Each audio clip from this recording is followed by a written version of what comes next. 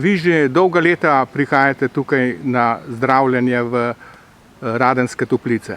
Ja, tako je. Prihajam že 38 let. Tistokrat sem 77. leta sem bila operirana na srcu. Imela sem srčno bolezen, ki se morala operirati in sem nadaljevala bolnišnično zdravljenje v Radencih. Takrat sem prvič prišla v Radence. Radenske Toplice spoznala prvič. In so me Radenske Toplice postavile na noge spet. In od tistega časa vsako leto prihajam, ker vsa ta energija, vsa ta moč, ki jo človek tu dobi, srčen bolnik, vsi, od vsakega zaposlenega, to so srčni ljudje, pomagajo nam. Jaz samo v najlepših besedah bi lahko povedala vse o njih.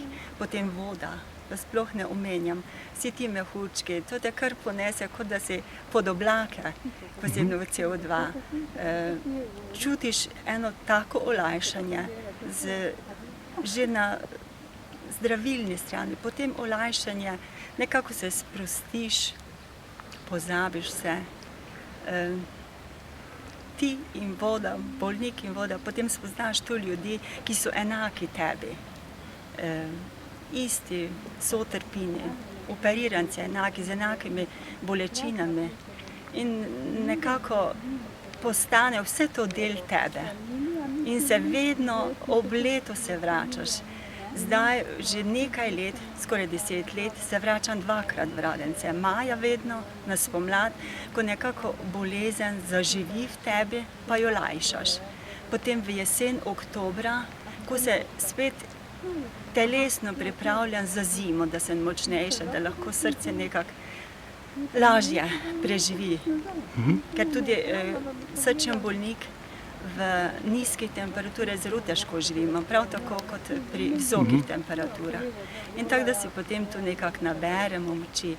In predvsem bi rada povedala, da Radenci so res za srčnega bolnika dom. Meni so drugi dom. Kdaj boste zopet prišla v Radenske Toplice? Bila sem letos že maja meseca, oktobra pa imam že rezervirano, ko se spet pripravim za zimo. Upam, da bom še nekaj let prihajala.